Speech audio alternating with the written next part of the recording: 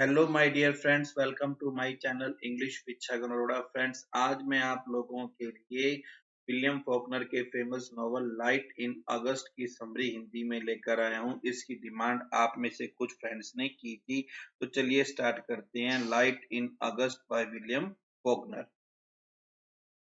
ये नॉवल 1932 में पब्लिश्ड हुआ था और ये साउदर्न गॉथिक और मॉडर्निस्ट लिटरेरी जॉनरा से बिलोंग करता है। इंटरवार पीरियड में इसकी सेटिंग है। इसका जो नरेटिव स्टाइल है वो loose unstructured modernist narrative style है, जो कि क्रिश्चियन एलिगरी और ओरल स्टोरी टेलिंग से लिया गया है। फॉकनर ने इस नॉवल के अंदर रेस, सेक्स, क्लास और रिलीजन जो उस समय अमेरिकन साउथ के अंदर थे उसकी थीम्स को एक्सप्लोर किया है। ऐसे कैरेक्टर्स पर फोकस किया है जो कि मिसफिट हैं, आउटकास्ट हैं या अदरवाइज मार्जिनलाइज्ड हैं।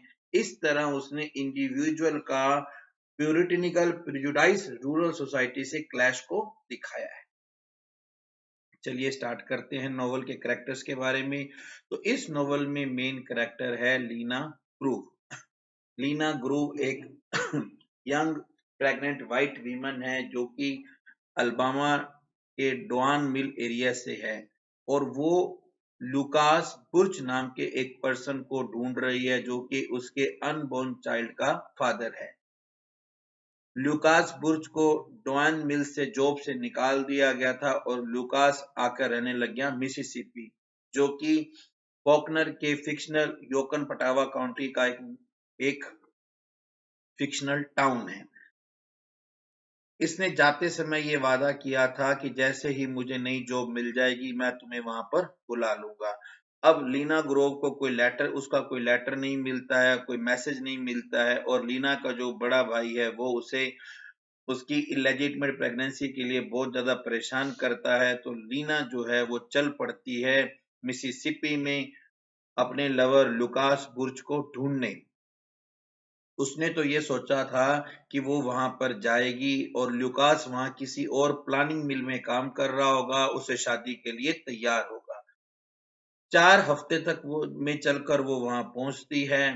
तो रास्ते में जो लोग भी इसकी मदद करते हैं वो लोग ये सोचते हैं कि या तो लुकास बुर्च मिलेगा ही नहीं या वो अपना वायदा नहीं निभाएगा। जब वो वहां जाती है तो लुकास उसे मिलता है, लेकिन लुकास ने अब अपना नाम रख लिया है जो brown.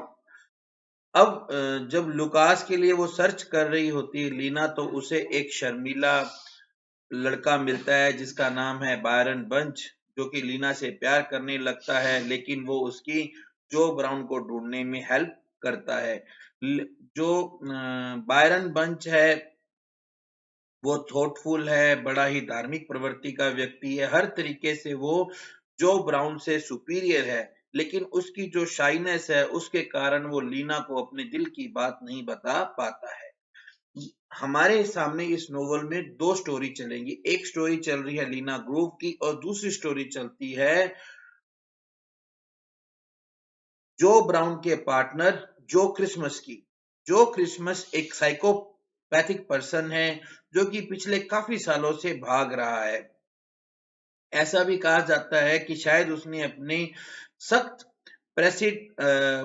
पर्सिबिटेरियन adopted father mister Mac ईचरन का मर्डर कर रखा है। हालांकि ये इसका जो रंग है ना वो ज्यादा काला नहीं है, लेकिन क्रिसमस को ऐसा लगता है कि मैं तो एक अफ्रीकन अमेरिकन एंसेस्ट्री से बिलोंग करता हूँ। इसके अंदर बहुत ज्यादा गुस्सा है। वो एक बिटर आउटकास्ट है जो कि ब्लैक और व्हाइट सोसाइटी के बीच में घूमता रहता है और दोनों के बीच में लड़ाइयां भड़काता रहता है। क्रिसमस जेफरसन 3 साल पहले से ही आ गया था और उसे मिल में एक जॉब मिल गई, जिस मिल के अंदर बायरन बंच और बाद में जो ब्राउन दोनों काम करते हैं। एक्चुअली क्रिसमस का मेन काम है बूट लैगिंग ऑपरेशन, यानी कि बूट लैगिंग यानी कि अवैध शराब को बेचना, क्योंकि उस समय वहां पर प्रोहिबिशन एक्ट लागू था जिसमें शराब को बेचना इलीगल था। और इस काम में उसका पार्टनर बनता है जो ब्राउन।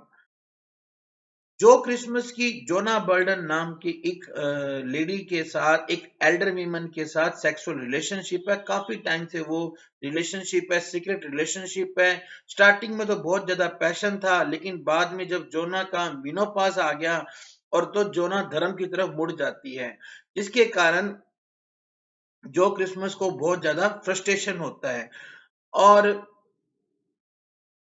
जैसे जो के अडॉप्टेड फादर मिस्टर मैक ईचरन ने उसको जबरदस्ती मजबूर किया था कि तू धर्म की तरफ मुड़, तो गुस्से में आकर जो क्रिसमस ने अपने फादर का मर्डर किया था, वही हिस्ट्री बाद में रिपीट होती है। इस नोवेल की मेन थीम ही यही है कि हमारे पूर्वजों के या हमारे पास्ट में किए हुए काम हमारे प्रेजेंट में रिफ्लेक्ट होते हैं, हमारे प्रेजेंट को प्रभावित करते हैं।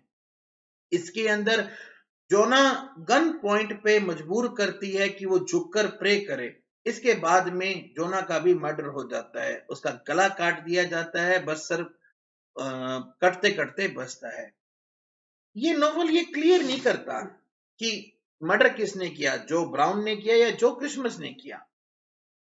जो ब्राउन क्रिसमस का बिजनेस पार्टनर है और वो भी वहीं उसी घर में रहता था जिस घर में यानी कि जोना बर्डन के घर में ही वो रहता था जहां पे जो क्रिसमस भी रहता था।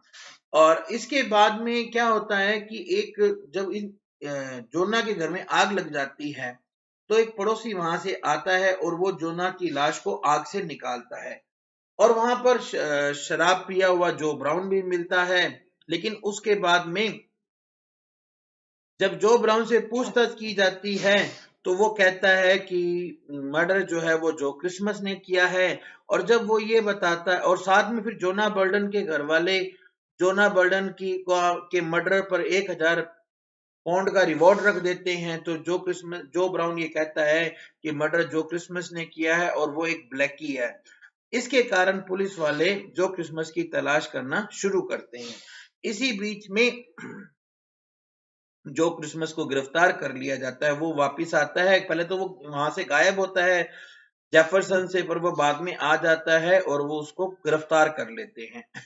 अब यहाँ पे एक पर्सन आते हैं जो कि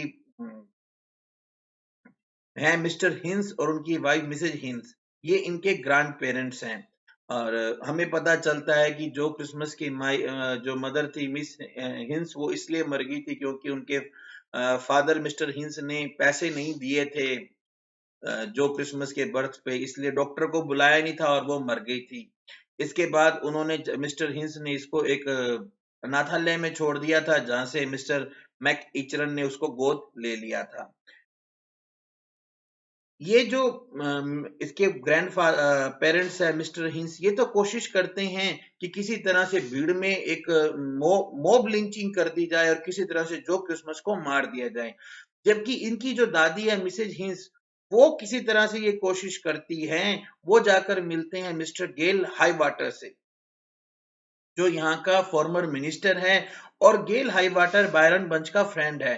बंच ने भी हाई टावर को ये कोशिश की है कि किसी तरह से आप जो क्रिसमस को एक एलिबाई बना दो, लेकिन पहले तो हाई टावर मना कर देते हैं। और मिस्टर हिंस ये चाहते हैं कि जो क्रिसमस को लिंच कर दिया जाए, लेकिन इसकी दादी जेफरसन जेल में जाकर उसे मिलती है, अपने पोते जो क्रिसमस से मिलती है और उसे कहती है कि तुम जाओ और हाई टावर से मदद लो। पुलिस इसको हाई कोर्ट में जब लोकल कोर्ट में लेकर जाती है, तो जो क्रिसमस वहां हथकड़ी तोड़कर भाग जाता है और वो हाई टावर के घर चला जाता है। यहाँ पर ये एक और करेक्टर आते हैं जिनका नाम है पर्सी ग्रीम। पर्सी ग्रीम जो है ये एक बाउंटी हंटर है। बाउंटी हंटर वो लोग होते हैं जो भगोड़े अपराधियों को पकड़ते हैं और उनके ऊपर जो इनाम रखा होता है वो सरकार से लेते हैं। ये जो बाउंटी हंटर पर्सी ग्रिम हैं, ये आते हैं और ये आकर हाई टावर के घर जाते हैं। वहां पर पहले तो वो क्रिसमस को कैस्टरेट करते हैं और उसके बाद उसको गोली मार देते हैं। इसमें हाई टावर बहुत विरोध करते हैं। लास्ट में हाई टावर को ये लगता है कि उनकी भी मौत होने वाली है, तो उनकी आंखों के आगे उनकी पूरी लाइफ फ्लैशबैक करती है, जिसमें उनको ये याद आता है कि उनके जो कन्फेडरेट ग्रैंडफादर थे, जिनका मर्डर एक बार एक फार्मर के खेत से चिकन चुराते वक्त जिनका मर्डर हो गया था। और वो लास्ट में सब कुछ याद आता और गेल हाईटावर भी मर जाती। अब जो क्रिसमस के भागने से पहले हाई टावर ने एक कोशिश की थी, क्योंकि जैसा कि उनको उनके फ्रेंड बायरन बंच ने कहा था, गेल हाई टावर से पूरे शहर में एक ही बंदा बात करता है, बायरन बंच। और वो डेली उससे एक बार हेलो करता है। तो गेल हाईटावर ने कोशिश की थी, गेल हाईटावर ने क्या किया था, क्योंकि लीना का बेबी हो गया था, तो वो लीना के बेबी को कैबिन में लेकर आया था। और क्योंकि अब लीना के पास भी कोई जगह नहीं थी, इसलिए बायरन बंच उसे अपने घर में ले गया था, और वहां पे लीना का बेबी होता है। तो उसने एक कोशिश की थी कि किसी तरीके से जो ब्राउन और लीना ग्रूव को मिलवा दें, लेकिन लेकिन क्या करता है कि जो ब्राउन वहां से भाग जाता है, वो वहां खिड़की से भाग जाता है, वो भी पुलिस की हिरासत में होता है, वो वहां से भाग जाता है और एक बार फिर लीना को छोड़ देता है। बायरन बंच उसका पीछा करता है और वो कहता है एक फाइट करो।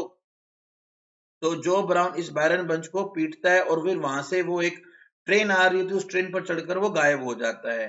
तो at the end of story हमारे पास में ये आता है कि जो क्रिसमस ने जोना बर्डन का मर्डर कर दिया था और पर्सी ग्रिम ने जो क्रिसमस को मार दिया, ठीक है। और जो ब्राउन जो है वो वापस भाग चुका है और लीना ग्रूव, बायरन ब्रंच और लीना का जो बेबी है, वो तीनों लोग उसको ढूंढ रहे हैं। तो वो एक पर्सन अपनी वाइफ को ये बताता है कि मैंने आज दो स्ट्रेंजर्स को टेनिसी छोड़कर आया हूँ। वीमेन का एक बच्चा था और फादर उसका हस्बैंड, जो उसके साथ में जो पर्सन था वो उसका फादर नहीं था।